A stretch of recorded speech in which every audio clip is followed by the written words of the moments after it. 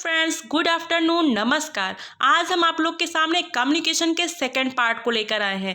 इससे पहले हम लोग कम्युनिकेशन के फर्स्ट पार्ट में ये जाने हैं कि कम्युनिकेशन क्या होता है। दोस्तों, कम्युनिकेशन वह होता है जिसमें दो या दो से अधिक व्यक्तियों के बीच जो सूचना है, जो मैसेज है, उसको फ्लो करना, यानी कि दूसरे व्यक्तियों तक इस तरीके से पहुंचाना ताकि वो उसे अंडरस्टैंड कर सके। यही प्रोसेस हमारा कम्युनिकेशन कहलाता है। तो आज हम कम्युनिकेशन के मोस्ट इंपॉर्टेंट पार्ट को लेकर आए हैं। दोस्तों, उसे बहुत ही केयरफुली सुनिएगा, उसे अंडरस्टैंड करिएगा। तो लेट्स नाउ हम स्टार्ट करते हैं।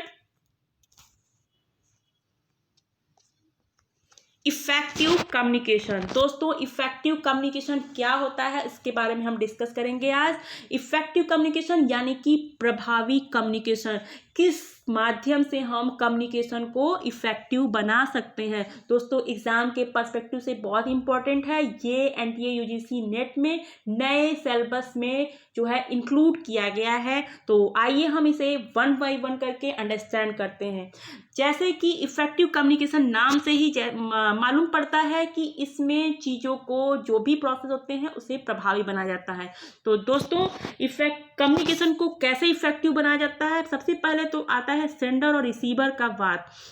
इन दोनों के बीच में जो मीडियम को अपनाया जाता है, जो इंफॉर्मेशन को भेजा जाता है, वही प्रोसेस भी हमारे इफेक्टिव कम्युनिकेशन में होते हैं। यानी कि इंफॉर्मेशन को पहुंचाने का जो माध्यम होता है, जो यूज किया जाता है, वही चीज़ें हमारे इफेक्टिव कम्युनिकेशन के अंतर्गत किए जाते हैं। तो ये जो इन्फॉर्मेशन होते हैं वो रिसीवर को अच्छे तरीके से अंडरस्टैंड हो जाए, तभी हमारा कम्युनिकेशन प्रभावी बनाया जा सकता है। तो इसके लिए हमें कई मीडियम यानी माध्यम का यूज करना पड़ता है। तो वन बाय वन करके हम मीडियम को समझते हैं। तो फर्स्ट हमारा जो मीडियम है वो है वर्बल कम्युनिकेशन। वर्बल कम्युनिकेशन की बात करें दोस्तों, तो इसके नाम से ही पता चलता है कि वाचिक संप्रेषण, जिसमें हम शाब्दिक भाषा का यूज करें, जिसमें हम लैंग्वेज का यूज करें। लैंग्वेज यानी कि मनुष्य का सर्वश्रेष्ठ अधिकार माना जाता है। उसमें कह सकते हैं भाषा में मनुष्य सर्वश्रेष्ठ होता है, ये कहा जाता है। क्योंकि धरती पे बहुत सारे प्राणी हैं दोस्तों, वो केवल ध्वनि और संकेतों पर ही डिपेंड रहते हैं, जिस वजह से हम मानव को ही लैंग्वेज में सर्वश्रेष्ठ मानते हैं सभी प्राणियों में।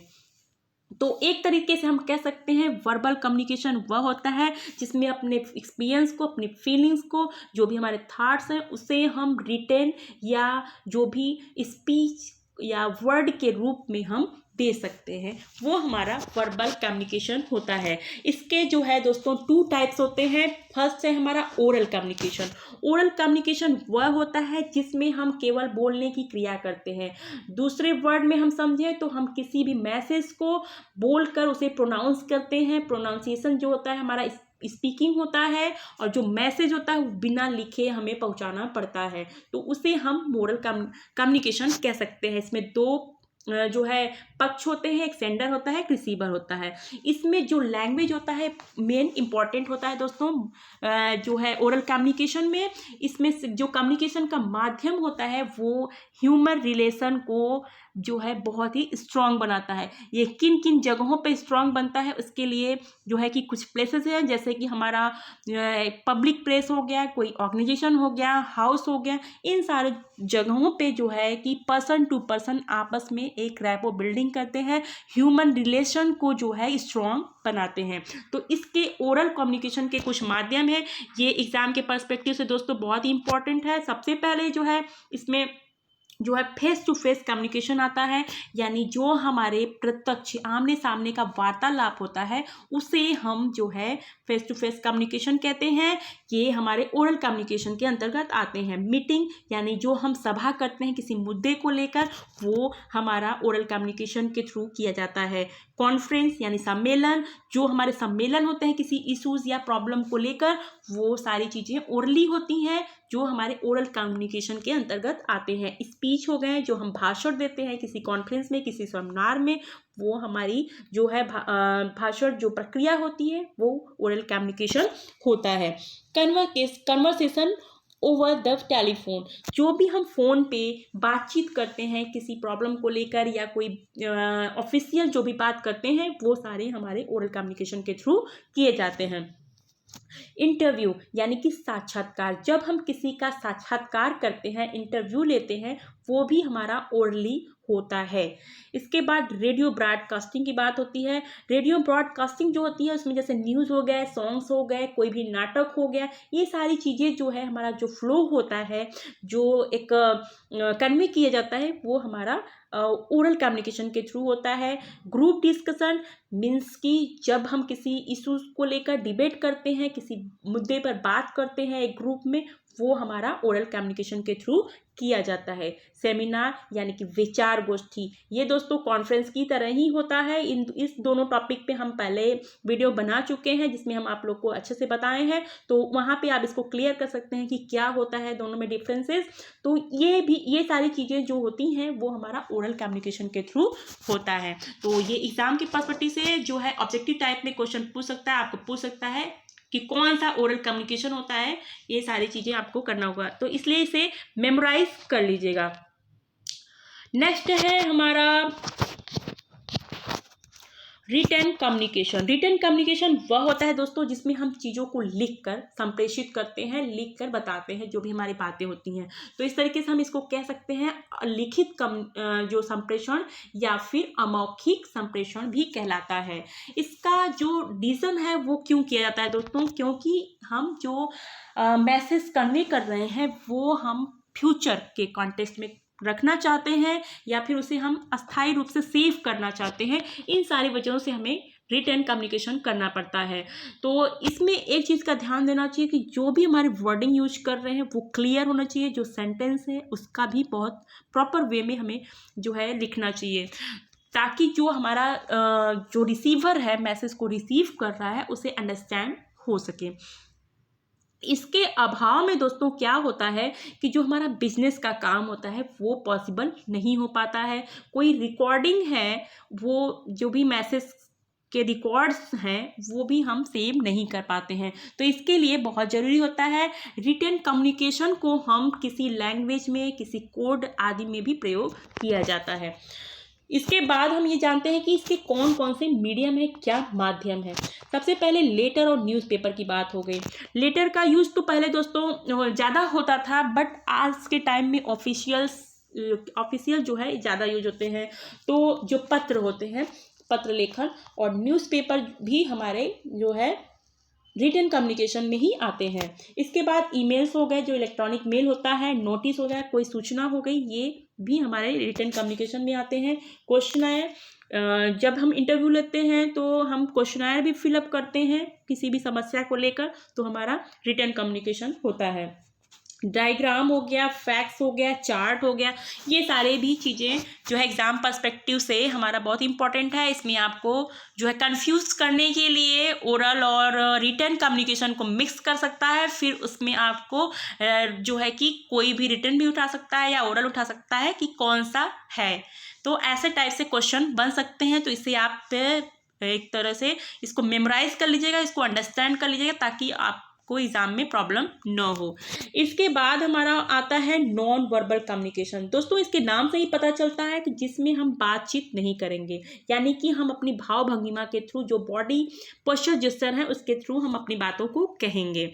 तो इसमें हम कोई भी भाषा, किसी वर्ड का प्रयोग नहीं करते हैं। इसमें तब ये होता है कि कौन सी चीज़ों को हम यूज़ करते हैं। तो इसमें हम साइन, कोई सिम्टम हो गया, कोई कोड हो गया, ये सारी चीज़ों को हम इसमें यूज करते हैं। तो हमारे जो थॉट्स हैं, जो फीलिंग्स हैं, उसको अभिव्यक्त करने में इन शब्दों का प्रयोग न करके बल्कि इन पोस्चर्स का यूज किया जाता है।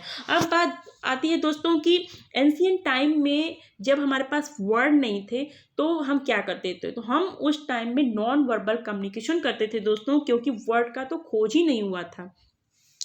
बट अब बात आता है कि 21st सेंचुरी में जो है जब इतना डेवलपमेंट हो गया है तब इसकी ज़रूरत क्या है दोस्तों? आज भी इसकी ज़रूरत है कम्युनिकेशन और इंफॉर्मेशन के फील्ड में, क्योंकि मॉडर्न फैसिलिटीज़ के बावजूद भी हमारे पास ऐसे फीलिंग्स वाले थॉट्स हैं जो हजारों शब्दों को यूज करने के बाद भी हम उन चीज़ों को कन्वे नहीं कर सकते हैं।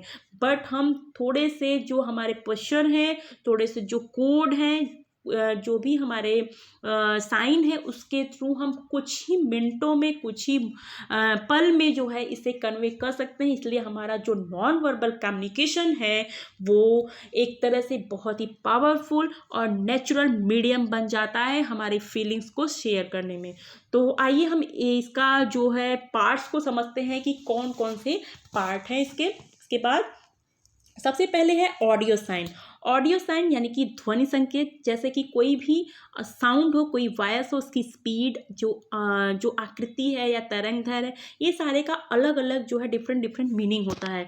तो फॉर एग्जांपल हम देख सकते हैं कि जो ऑफिस में बर्जर होता है, जैसे पियून को बुलाना पड़ता है, स्कूल में जो बेल बजती है, एम्बुलेंस के जो सायरन होते हैं, वार के टाइम में जो ब्लैकआउट बजते हैं, और पुराने टाइम में जो ओल्ड टाइम में हमारे जो शंखों की ध्वनि होती थी, जैसे वार के स्टार्टिंग टाइम में, वार के एंडिंग टाइम में, और जो हमारा शहनाई का साउंड होता है, ये सारी चीज़ों को हम सुनते ही एज्यूम कर लेते हैं कि वो हैप्पीनेस मोमेंट है कि सैडनेस मोमेंट है। ये सारी चीज़ें हम ऑडियो साइन के थ्रू जानते हैं। तो ये भी क्वेश्चन इस पे बनते हैं दोस्तों, आपसे पूछा जाएगा कि ये कौन सा कम्युनिकेशन है, जो भी आपके साउंड्स को लेकर। इसके बाद विजुअल साइन है। विजुअल साइन यानी दृश्य संकेत। इसमें ड्राइंग हो जाएंगे, चार्ट हो जाएंगे, पेंटिंग, कोई भी खुदाई से निकले हुए प्रतिमा है, जैसे बस स्टैंड और रेलवे स्टेशन पे ग्रीन, येलो, ब्लू लाइट्स चलते हैं, उसका जो है डिफरेंट मीनिंग होता है। ये भी हमारा जो है विजुअल साइन है, नॉन वर्बल कम्युनिकेशन को इंडिकेट करता है। नेक्स्ट है हमारा पैरा लैंग्वेज। पैरा लैंग्वेज क्या होता है दोस्तों? इसको हम पार्श्व भाषा कहते हैं। ये हमारा नॉन वर्बल कम्युनिकेशन का एक बहुत ही स्ट्रॉन्ग मीडियम होता है। ये जो हमारा ओरल कम्युनिकेशन होता है उसको इफेक्टिव बनाने में बहुत ही मददगार होता है, जो हमारा वर्बल कम्युनिकेशन का ओरल कम्युनिकेशन है। तो एक तरह से हम कह सकते हैं कि ओरल कम्युनिकेशन में वर्ड होते हैं, जबकि पैरा लैंग्वेज जो है नॉन वर्बल यानी कि अवाचिक होता है। इसके बाद हमारा आता है बॉडी लैंग्वेज, यानी कि हमारा जो दैहिक भाषा होता है उसको हम कह सकते हैं। इसमें जो ह्यूमन बीइंग का बॉडी मूवमेंट होता है उसको ध्यान दिया जाता है, जैसे कि हैंड मूवमेंट हो गया, माउथ मूवमेंट हो गया, ये सारी चीज़ें, और आई कांटेक्ट हो गया, जो भी हमारे साउंड के अप्स एंड डाउन होते हैं, वो सारी चीज़ें जो है हमारा बॉडी लैंग्वेज में आता है। तो बॉडी लैंग्वेज का दोस्तों इंटरव्यूअर बहुत ही स्ट्रॉन्ग पॉइंट से दिखता है। ये वो इसी चीज़ से अंदाज लगा सकता है कि वो जो बंदा है वो पोस्ट के लिए सही है कि नहीं है। तो इस तरह से बॉडी लैंग्वेज जो होता है वो बहुत ही इम्पॉर्टेंट होता है अंडरस्टैंड करने के लिए, और इसको केवल अपना बॉडी लैंग्वेज ही नहीं हमें सुधारना पड़ता है, बल्कि दूसरे को जेस्चर पोस्चर देखकर हमें अंडरस्टैंड भी करना पड़ता है। इसके बाद नेक्स्ट हमारा आता है जो मीडियम है इंटरकल्चरल कम्युनिकेशन। दोस्तों ये क्या होता है, जो डिफरेंट कल्चर हैं उनके बीच ये कम्युनिकेशन किया जाता है। इसमें जैसे डिफरेंट कल्चर और ग्रुप्स हो गए, सोशल ग्रुप्स हो गए हैं, उसका स्टडी इसके तहत किया जाता है, ताकि हम जो इफ़ेक्टिव कल्चरल कम्युनिकेशन को डेवलप कर सकें, उसे जो है उस टाइम में अंडरस्टैंड कर सके। जैसे वर्ल्ड के जो डिफरेंट कंट्रीज हैं उनके एक्टिविटीज़ को, उनका कम्युनिकेशन कैसा है, वो वर्ल्ड के बारे में क्या एक्सपीरियंस करते हैं, ये सारे हमें जो कम्युनिकेशन सोशल क्वालिटीज़ होते हैं, उनका थिंकिंग क्या है, ये सारी चीज़ें हम जो है समझने के लिए इंटरकल्चरल कम्युनिकेशन का यूज करते हैं। और ये मतलब कि वर्ड और कंट्रीज़ के कल्चर पे भी फोकस करता है, ताकि जो भी कल्चरल सेवाएं हैं यानी कल्चरल सर्विसेज हैं वो प्रदान करने में हेल्प हो जाए।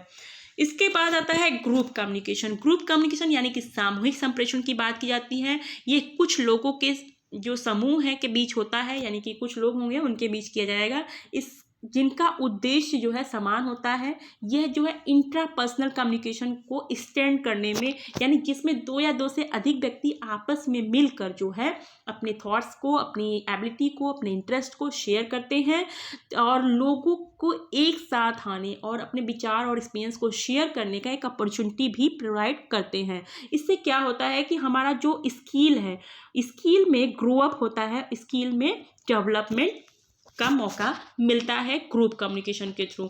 तो इस तरीके से दोस्तों कम्युनिकेशन को इफेक्टिव बनाने के ये सारे माध्यम है, मीडियम है। इसके बाद हम नेक्स्ट जो टॉपिक है उस पर चलते हैं। नेक्स्ट हमारा टॉपिक है दोस्तों इफेक्टिव क्लासरूम कम्युनिकेशन। दोस्तों एनटीए यूजीसी नेट में जो है हमारा ये पैटर्न भी न्यू ही डाला गया है कि अभी तक हम इफेक्टिव कम्युनिकेशन की बात कर रहे थे, तो क्लासरूम में इफेक्टिव कम्युनिकेशन की बात क्यों लाया गया? दोस्तों इसका मेन मकसद यही है कि जो स्टूडेंट है, जो टीचर बनने का इच्छुक है, उसे ये पता होना चाहिए कि जो क्लासरूम है उसका कम्युनिकेशन कैसे प्रभावी बनाया जाए। दोस्तों इसलिए इस जो है टॉपिक को, इस पैटर्न को इसके अंतर्गत लाया गया ताकि इसको अंडरस्टैंड किया जाए। तो दोस्तों हम इसमें यदि हम क्लासरूम कम्युनिकेशन की बात करें तो हम ये देख सकते हैं कि वहाँ पे तो कम्युनिकेशन ऑलरेडी मौजूद है। दोस्तों क्या होता है कि जो टीचिंग का प्रोसेस होता है उसे हम एक तरह से कम्युनिकेशन कह सकते हैं, वो इसमें हेल्प करता है। इसमें टीचर और स्टूडेंट 2 होते हैं, दोनों के बीच कम्युनिकेशन होता है।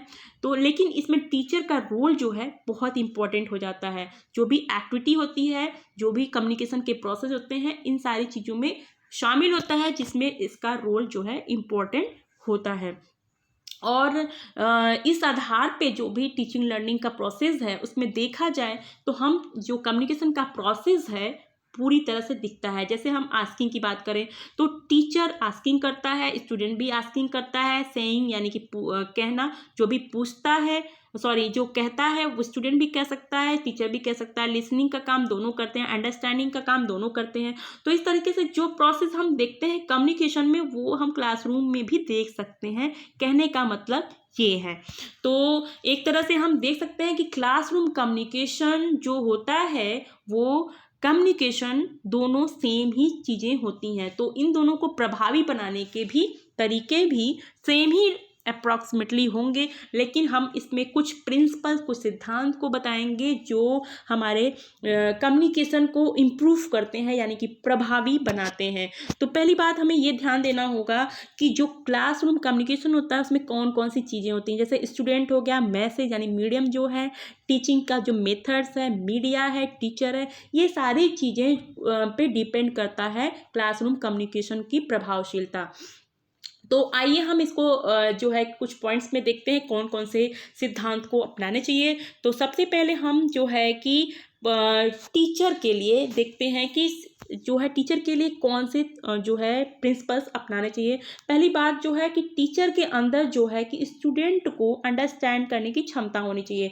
इस वजह से कि यदि जो है टीचर स्टूडेंट को नहीं समझता है तो उसके जो इंटेलेक्चुअल लेवल है उसको कैसे अंडरस्टैंड करेगा और उस अकॉर्डिंग कैसे उसकी योग्यता को पहचानेगा और उसमें कम्युनिकेशन कैसे करेगा। तो उससे इसलिए ज़रूरी है कि वो स्टूडेंट को अंडरस्टैंड करे, उसे समझे, उसके अंदर ये क्षमता होनी चाहिए। फिर उसके बाद प्रोफिशिएंसी की बात की जाती है, यानी कि जो सब्जेक्ट है उसमें उसकी पकड़ होनी चाहिए एक टीचर की। यदि उसका अधिकार नहीं है पूरी तरह से तो उसमें उसका इंटरेस्ट भी नहीं होगा। अगर इंटरेस्ट नहीं होगा तो उसमें नॉलेज भी नहीं होगा। इस वजह से तो वो स्टूडेंट में भी इंटरेस्ट नहीं जगा पाएगा, उसकी क्यूरियोसिटी, उसमें जिज्ञासा शांत नहीं कर पाएगा। तो ये बहुत ज़रूरी है दोस्तों एक टीचर के अंदर। और दूसरी चीज़ कम्युनिकेशन स्किल्स की बात हुई। हमारे जो कम्युनिकेशन स्किल होते हैं वो क्लासरूम में बहुत ही इंपॉर्टेंट होता है। जैसे ओरल कम्युनिकेशन की बात हो गई, क्योंकि जो भी कम्युनिकेशन होते हैं स्टूडेंट टीचर के बीच में ओरली होते हैं, रिटन भी होते हैं बट ब्लैक बोर्ड पे। बट इन सारी चीज़ों को इफ़ेक्टिव बनाने के लिए जो है टीचर को क्या करना चाहिए, उसके लिए उसे प्रोजेक्टर का यूज, ग्राफ, मैप, जो भी एजुकेशन के फील्ड में ज़रूरी हो, जो न्यू टेक्नोलॉजी है, टूल्स हैं, उसका यूज एक टीचर को करना चाहिए अपने कम्युनिकेशन स्किल्स को बिल्ड करने के लिए, इम्प्रूव करने के लिए, इफ़ेक्टिव बनाने के लिए। तो इसके बाद है ऑब्जेक्टिव एंड ड्यूटीफुल टीचर। यदि टीचर जो है दोस्तों वो वस्तुनिष्ठ और कर्तव्यनिष्ठ नहीं है तो स्टूडेंट उसका रिस्पेक्ट नहीं करेगा, जिसकी वजह से हमारा जो क्लासरूम कम्युनिकेशन है वो ज़्यादा से ज़्यादा प्रभावी नहीं होगा, इफेक्टिव नहीं बनाया जा सकता। तो इस वजह से इसका ध्यान देना चाहिए एक टीचर को। नेक्स्ट है हमारा मैसेज की सेटिंग की बात होती है, यानी कि जो संदेश है उसको नियत करने में, उसको सेटिंग करने में कौन कौन से प्रिंसिपल्स को अपनाना चाहिए।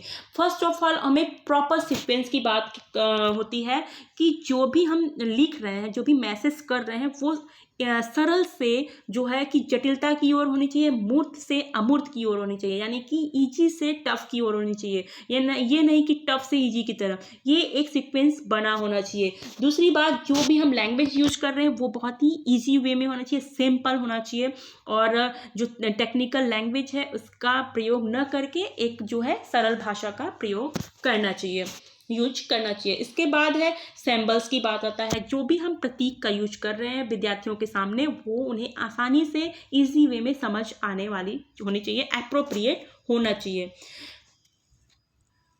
जो भी स्टूडेंट के लेवल है उसके अकॉर्डिंग उन्हें प्रैक्टिस करवाना चाहिए ताकि वो अपना जो है क्लास में अपना मन लगा सकें। ये सारे तो जो भी माध्यम है उसका यूज करना चाहिए। इसके बाद है जो मेथड्स हैं और मीडिया का सिलेक्शन किस तरीके से होना चाहिए। तो इसके लिए जो है एप्रोप्रिएट मेथड्स एंड मीडिया का यूज करना चाहिए जो इसके लेवल के अकॉर्डिंग हो, यानी कि स्टूडेंट के स्तर के आधार पे होना चाहिए। फिर गुड मीडिया होनी चाहिए, यानी जो अच्छे मीडिया का उपयोग करना चाहिए जिसमें विजुअलिटी, क्वालिटी, क्लियरिटी ये सारी चीज़ें होनी चाहिए, डिसाइड हो पहले से ही। और इसके बाद जो है टीचिंग, लर्निंग एंड मीडिया का जो है एक इंटीग्रिटी यानी इंटीग्रेशन होना चाहिए, एकीकरण होना चाहिए। ये नहीं होना चाहिए कि मीडिया और लर्निंग में स्टूडेंट को ये लगे कि डिफरेंट है। फॉर एग्जांपल हम ये कह सकते हैं कि यदि स्टूडेंट्स को कोई मूवी दिखाई जा रही है तो उसका जो टॉपिक है उस पर पहले ही चर्चा होनी चाहिए ताकि वो मूवी के जो माध्यम से मैसेज उसको मिल रहा है उसे वो आत्मसात कर सके। नेक्स्ट है दोस्तों हमारा जो है कि जो इन्वायरमेंट है वो कैसा होना चाहिए। पहली बात दोस्तों है कि जो सीटिंग अरेंजमेंट है वो स्टूडेंट्स के अकॉर्डिंग होना चाहिए, यानी कि उसमें फर्नीचर अच्छा होना चाहिए, जो लाइट्स आ रहे हैं वो सारे मैनेजमेंट अच्छे होने चाहिए ताकि वो अपना मन लगा के, यानी स्टूडेंट अपना मन लगाकर ध्यान से चीज़ों को सुन सके और अंडरस्टैंड कर सके जो भी टीचर उसको बताता है। और फ्रेंडली इन्वायरमेंट होना चाहिए, यानी कि वातावरण जो है अनुकूल होना चाहिए, एक डेमोक्रेटिक माहौल होना चाहिए जिसमें स्टूडेंट अपने क्वेश्चन को पूछ सके, आंसर दे सके या फिर अपनी जो सजेशंस है उसको बता सके। स्ट्रेंथ की बात करें तो दोस्तों ऐसा मोटिवेशन देना चाहिए स्टूडेंट को जिसके लिए उसे प्रेज, प्राइजेस ये सारी चीज़ें देकर जो है टीचर को उसे एक मोटिवेट यानी कि उसका मनोबल बढ़ाना चाहिए। स्टूडेंट्स के नंबर्स को भी लिमिट रखना चाहिए दोस्तों। इससे क्या होता है कि स्टूडेंट पे ध्यान केंद्रित जो है कि कर सकता है एक टीचर। इसके लिए जो नियामक संस्था है वो टीचर स्टूडेंट रेशियो को तय तो करती है, लेकिन इसका भी ध्यान रखना चाहिए। और स्टूडेंट्स के मध्य जो है एक जो है फ्रेंडली यानी कि मैत्रीपूर्ण रिलेशन होना चाहिए जिससे कि उनके अंदर टीचर के प्रति जो है एक डर या भय उत्पन्न न हो सके। तो इन सारी चीज़ों को जो है कि इफेक्टिव बनाने के लिए क्लासरूम जो टीचिंग होता है यूज करना चाहिए। इन सब प्रिंसिपल्स जो सिद्धांत है इसको अपनाना चाहिए ताकि उसे अधिक से अधिक प्रभावी बनाया जा सके। इसके बाद आते हैं दोस्तों 7C। बहुत ही चर्चा रहता है कि कम्युनिकेशन में 7C क्या होता है। ये जो है कम्युनिकेशन को बहुत ही अच्छा बनाता है। तो इन सारी चीज़ों को एक कम्युनिकेटर को जो है ध्यान रखना चाहिए। तो सबसे पहले इसमें क्रेडिबिलिटी की बात आती है, यानी जो भी सेंडर है अपने मैसेज को सेंड कर रहा है उसके सोर्सेज जो है रिलायबल हो, वो विश्वसनीय होने चाहिए। उसके बाद कंटेक्स्ट की बात करें तो जो भी संदर्भ है वो प्रेजेंट कंडीशन से रिलेशन रखता हो उसके मैसेज का। कंटेंट की बात करें विषय वस्तु, यानी कि जो सेंडर है वो रिसीवर को जो भी जानकारी विषय वस्तु की जो जानकारी दे रहा है वो पूरी तरह से होना चाहिए, वो पूर्णतः होनी चाहिए। क्लैरिटी, जो भी मैसेज कन्वे किया जा रहा है वो ईजी होना चाहिए, क्लियर होना चाहिए। इसके बाद कंसिस्टेंसी की बात होती है, यानी एक संगतता होनी चाहिए। पुनरावृत्ति में जो भी मैसेज के होते हैं वो जो है संगतता होनी चाहिए, कंसिस्टेंसी होनी चाहिए। और क्योंकि जो कम्युनिकेशन होता है वो कभी भी एंड होने वाला नहीं है, ऐसा प्रोसेस है। इसके बाद है चैनल, जो माध्यम है वो हम जो है कि रिसीवर के अकॉर्डिंग होना चाहिए, उसके यूज के अकॉर्डिंग होना चाहिए। कैपेसिटी ऑफ ऑडियंस, जो भी हमारे जो ऑडियंस है, जो हमारे श्रोतागण हैं, उनकी एबिलिटी को, उनकी क्षमता का भी आकलन करना चाहिए, उसके अकॉर्डिंग हमें मैसेज को जो है कन्वे करना चाहिए। तो कम्युनिकेशन में ये 7C बहुत इंपॉर्टेंट दोस्तों, इसका मीनिंग पूछ सकता है एग्जाम के पर्सपेक्टिव से। ये 7C को आप अंडरस्टैंड कर लीजिएगा।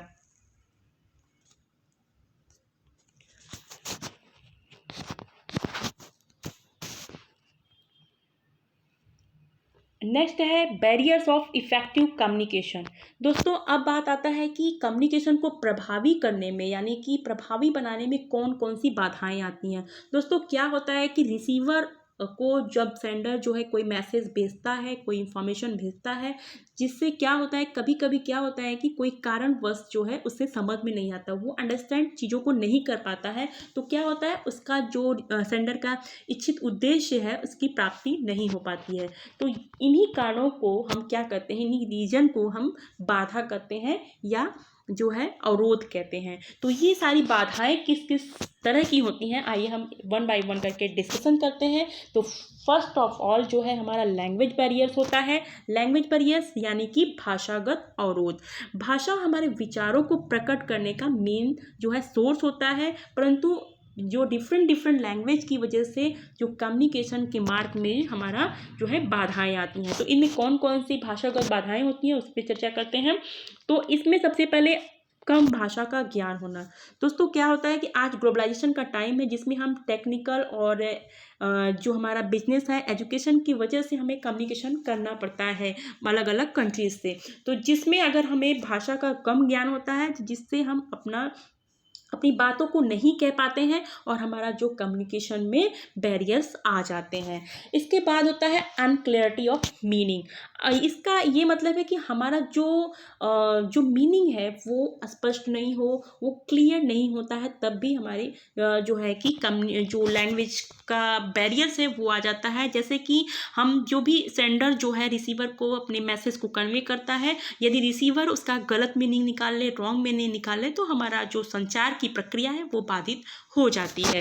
इसके बाद टेक्निकल नॉलेज की बात आती है। जब टेक्निकल नॉलेज की कमी होगी, यानी कि हमें तकनीकी ज्ञान का अभाव होगा, तो दोस्तों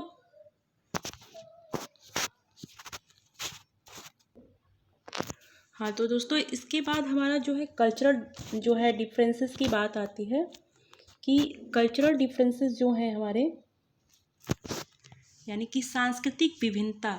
विभिन्न संस्कृतियों में जो है हमारे जो कोड्स होते हैं या जो वर्ड्स होते हैं उसका डिफरेंट जो है मीनिंग होता है। तो कभी कभी क्या होता है, जो नॉर्म्स होते हैं उसे समझने में जो है हमें प्रॉब्लम होती है। तो जिस वजह से जो है हमारा जो लैंग्वेज से रिलेटेड जो बैरियर्स है वो आ जाते हैं, तो हमारा जो कम्युनिकेशन होता है वो बाधित होता है। यदि वही कल्चर जो है सेम हो, सेम कम्युनिकेशन हो, तो हमें जो है सुविधाजनक होती है। नेक्स्ट है हमारा दोस्तों फिजिकल बैरियर्स, यानी कि भौतिक अवरोध। इसका क्या है, ये जो दोष उत्पन्न होते हैं ये हमारे फिजिकल कंडीशंस के कारण उत्पन्न होते हैं।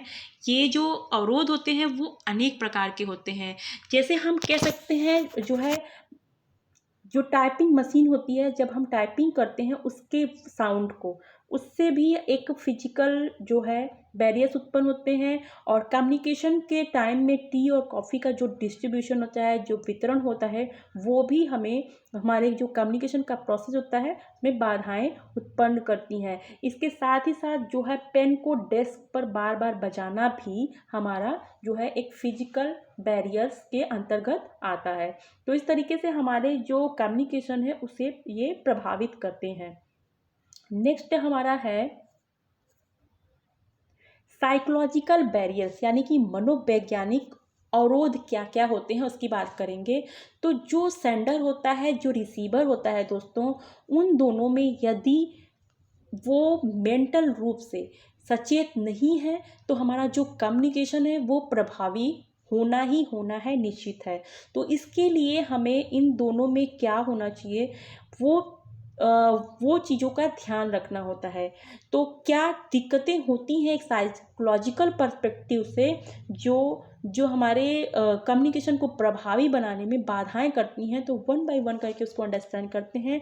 फर्स्ट है अरुचि, यानी कि डिसइंटरेस्ट जो होता है वो बहुत ही इम्पोर्टेंट होता है एक सेंडर और रिसीवर के मध्य में। यदि वो दोनों के बीच में कोई भी कारणवश रुचि नहीं है कम्युनिकेशन को के प्रोसेस में, तो हमारा कम्युनिकेशन पक्का है कि वो प्रभावी होगा। इसके बाद है प्री सपोजिशन की बात करें, यानी कि पूर्व धारणा। यदि जो है कि कम्युनिकेशन को फ्लो करने से पहले ही कुछ हमारी धारणाएं हैं इंफॉर्मेशन को लेकर, या मान्यताएं हैं आदर्शों के विरुद्ध हों, जो वो हमारे कम्युनिकेशन को बाधित करती हैं।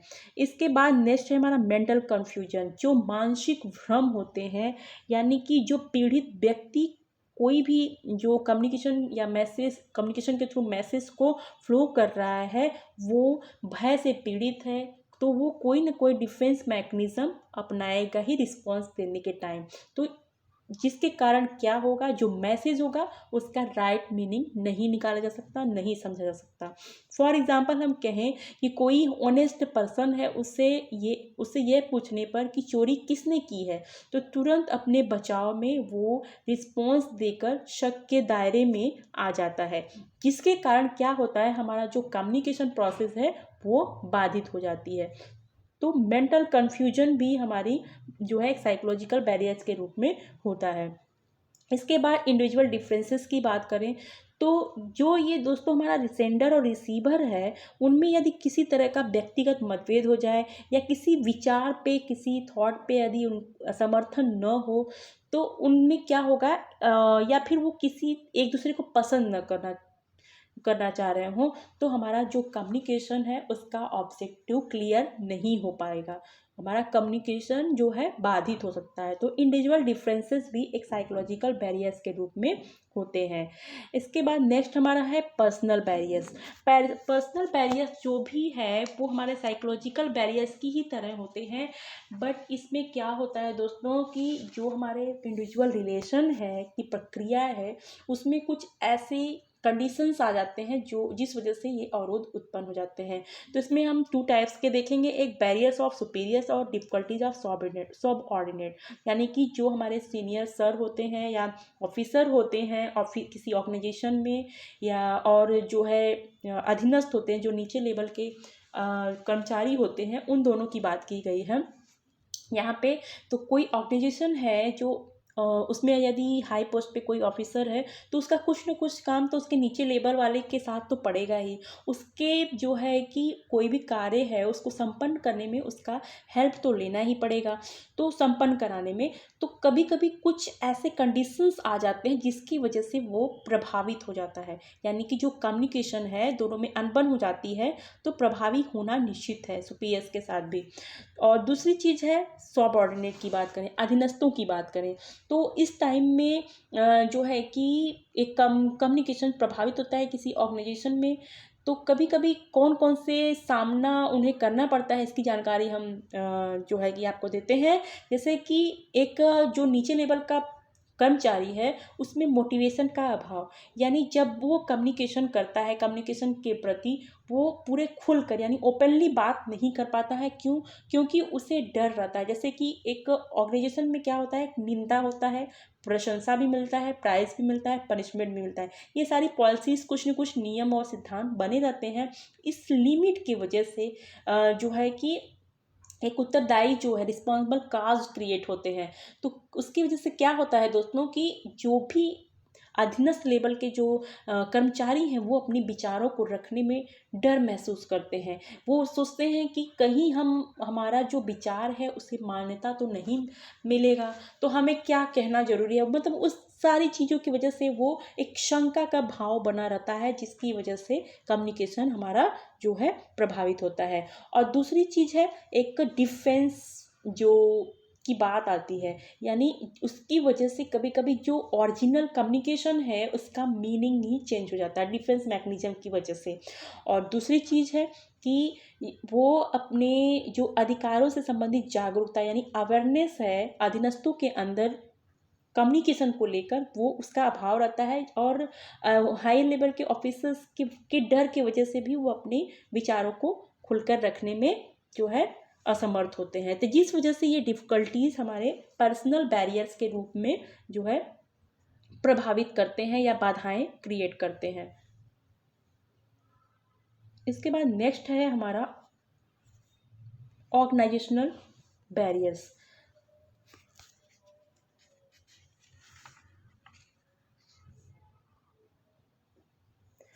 इसके अंतर्गत दोस्तों हम जो है संगठनात्मक जो संगठन से रिलेटेड होता है, कोई ऑर्गेनाइजेशन से रिलेटेड होता है, उसकी बात करते हैं।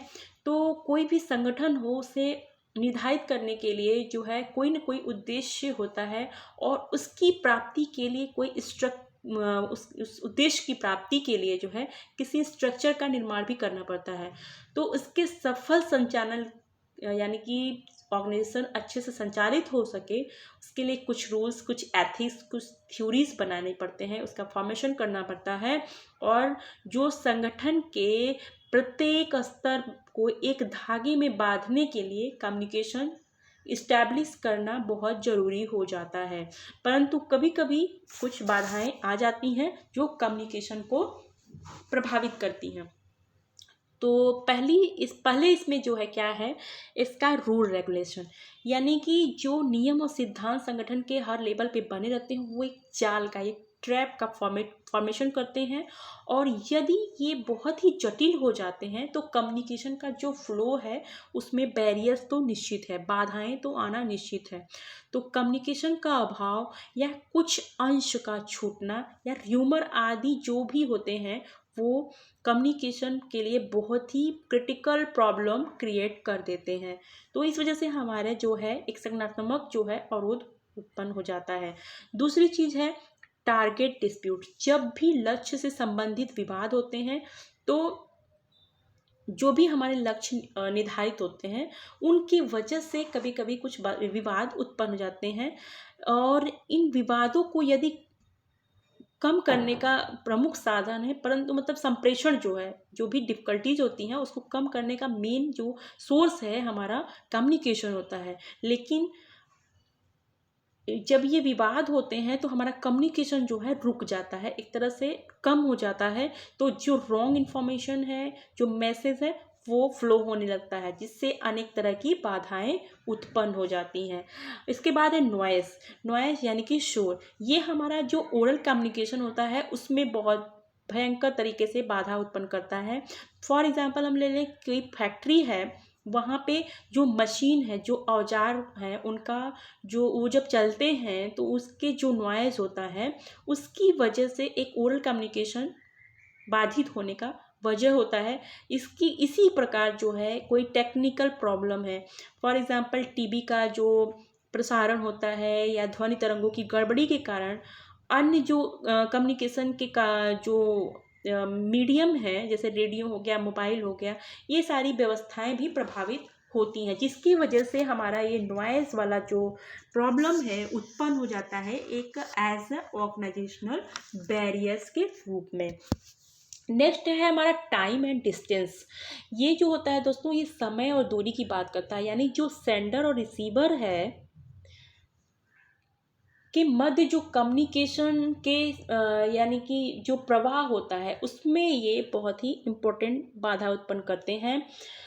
जो प्रेजेंट टाइम में दोस्तों हमारा इंफॉर्मेशन टेक्नोलॉजी में नए नए जो है बहुत सारे यंत्र आ गए हैं, जैसे computer, video conferencing, email, Telegram, internet, speed post, ये सब हमारे जो टाइम और डिस्टेंस है उसको कम कर दिए हैं। परंतु कभी कभी क्या आता है कि क्या होता है कि टेक्निकल जो गड़बड़ी होती है, टेक्निकल फॉल्ट होते हैं, उस वजह से ये सेवाएं जो हैं, सर्विसेज प्रभावी हो जाती हैं, जिसकी वजह से जो सेंडर और रिसीवर के मध्य में कम्युनिकेशन जो कम्युनिकेशन में बाधा उत्पन्न होती है वो बहुत ही दिक्कतें करती हैं, बहुत ही समस्या लाती हैं। तो टाइम और डिस्टेंस के रूप में भी ऑर्गेनाइजेशनल बैरियर्स होते हैं वो उत्पन्न होते हैं। तो जो आई होप दोस्तों कि आपको ये सारी चीज़ें समझ में आई होंगी। अगर ये वीडियो आप लोग को पसंद आया हो तो इसे लाइक और सब्सक्राइब करना नहीं भूलिएगा दोस्तों। तो इसी के साथ हमारा वीडियो यहीं पे समाप्त होता है। अब हम मिलते हैं आपको कम्युनिकेशन के नेक्स्ट पार्ट में जल्द ही। थैंक यू दोस्तों, बाय बाय।